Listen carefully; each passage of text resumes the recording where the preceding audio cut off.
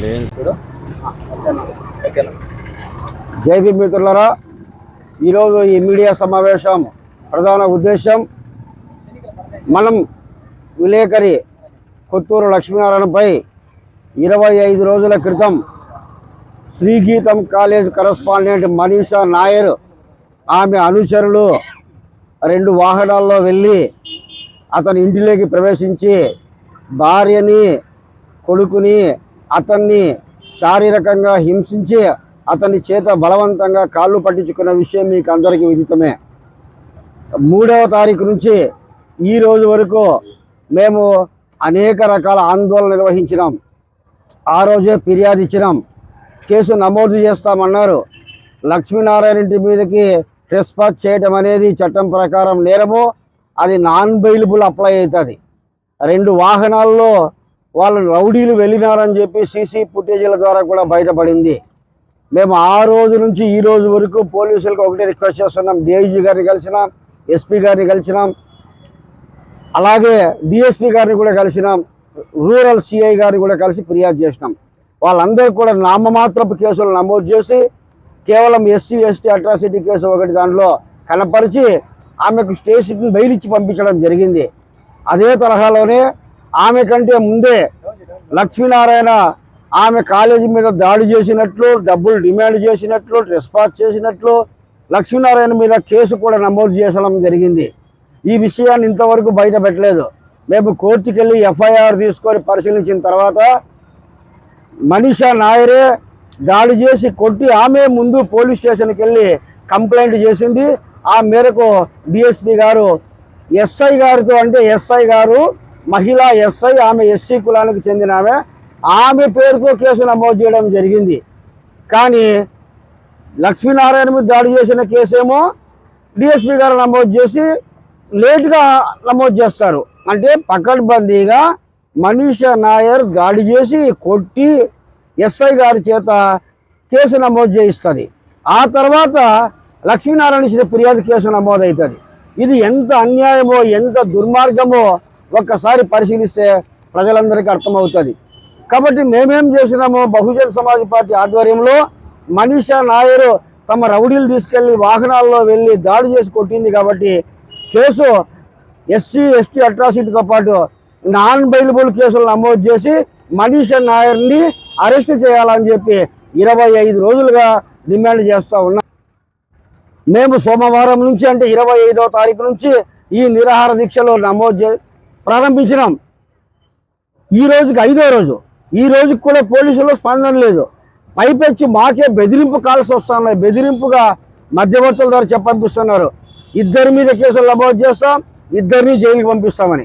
మేము ఒకటే చెప్తా ఉన్నాం, లక్ష్మీనారాయణ ఏమైనా నేరం చేస్తుంటే లక్ష్మీనారాయణ మీద కేసులు నమోదు చేయండి, లక్ష్మీనారాయణ కూడా జైలుకి పంపండి, అలాగే మనీషా నాయర్ని కూడా జైలుకి పంపండి. ఆమె నొక్కతే కాదు, ఆమె అనుచరులని, గూండాలని కూడా ఖచ్చితంగా పంపాలని చెప్తా ఉన్నాం. కార్లు సీజ్ చేయాలని చెప్తా ఉన్నాం. వాళ్ళ ఫోన్లు పోలీసులు స్వాధీనం చేసుకొని అందులో కాల్ డేటా మేరకు ఏం మాట్లాడినారు పథకం ప్రకారం దానికి కూడా మీరు స్వాధీనం చేసుకొని ఆమెను జైలుకు పంపాలని చెప్తా ఉన్నాం. కానీ స్పందన లేదు. కాబట్టి మేము ఒకటే చెప్తా ఉన్నాం, బహుజన్ సమాజ్ పార్టీగా ఈ రోజుకి 5 రోజులైంది. రేపు మర్నాడు మేము ఈ దీక్షలు కొనసాగిస్తాం. మీ నుంచి స్పందన రాకపోతే సోమవారం నుంచి ఈ దీక్షా శిబిరాన్ని రిలే నిరాహార దీక్షని ఆమరణ నిరాహార దీక్షగా మారుస్తూ ఉన్నాం. ఆమరణ నిరాహార దీక్షలో లక్ష్మీనారాయణ కూర్చుంటాడు. మేము బహుజన్ సమాజ్ పార్టీ మా టీం మొత్తం మనీషా నాయర్ కాలేజీ మీద దాడి చేస్తాం. అది ఎట్లా చేస్తాం చెప్పము. మెరుపు దాడి ఉదయం చేస్తామా, రాత్రి చేస్తామా, తెల్లవారుజామున చేస్తామా చెప్పము. మేము మాత్రం మెరుపు దాడి చేసి మనీషా నాయర్ని, ఆమె కాలేజీని ఖచ్చితంగా ధ్వంసం చేస్తాము. మాకు దెబ్బకు దెబ్బ, టిట్ ఫర్ టాట్. ఇది మంగళవారం నుంచి మొదలైపోతా ఉంది. కాబట్టి పోలీసులు మీ ఇష్టం, ఈ మాట్లాడినందుకు కూడా మా మీద కేసులు పెడతారేమో, పెట్టండి, మాకేం సంతోషం. మేము జైలుకి వెళ్ళడానికి సంసిద్ధం. కాబట్టి మంగళవారం రోజు నుంచి ఎప్పుడు దాడి చేస్తామో తెలీదు. మనీషా నాయర్ మీద చేయొచ్చు, వాళ్ళ కాలేజీ మీద చేయొచ్చు, వాళ్ళ అనుచరుల మీద చేయొచ్చు, ఎట్లయినా చేయొచ్చు. ఇది పోలీసులు సవాలుగా స్వీకరించండి. మేము మాత్రం దాడి చేసేది ఖచ్చితం.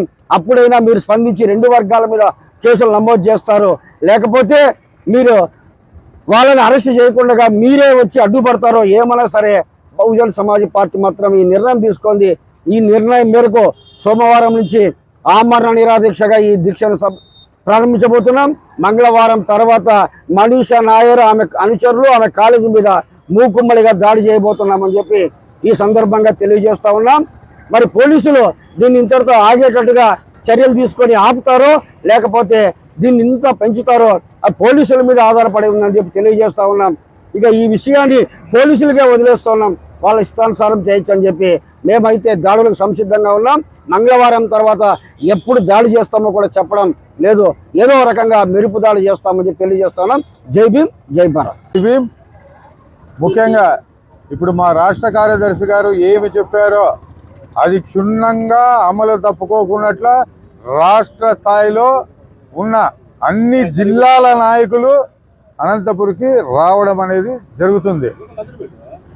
అది సోమవారము లక్ష్మీనారాయణని ఆమరణ నిరాహార దీక్షకి ఇక్కడ కూర్చోబెడతాం. కూర్చోబెట్టిన తర్వాత బహుజన్ సమాజ్ పార్టీ యాక్షన్ ప్లానే వేరే విధంగా ఉంటుందని చెప్పేసి తెలియజేస్తున్నాం. ముఖ్యంగా మీరు ఆ రోజు మనీషా నాయర్ గారు మీ ప్రెస్ క్లబ్కి వచ్చినప్పుడు టైమింగ్ ఎంత మీ అందరికీ తెలుసు, ఇక్కడికి వచ్చిన ప్రతి విలేకరికి తెలుసు. ఆ టైమింగ్లో 5 గంటలకు ఎఫ్ఐఆర్ చేస్తారు.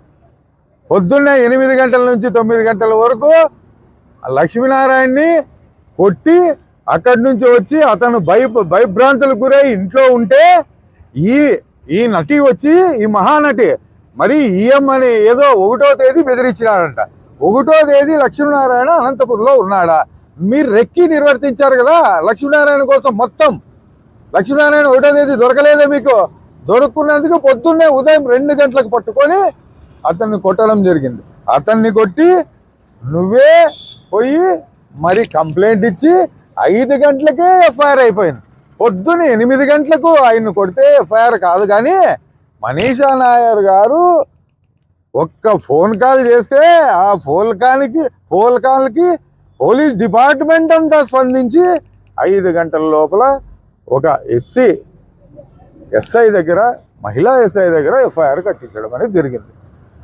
ఇది మీ ప్లాన్ ప్రకారం జరిగిందా లేదా?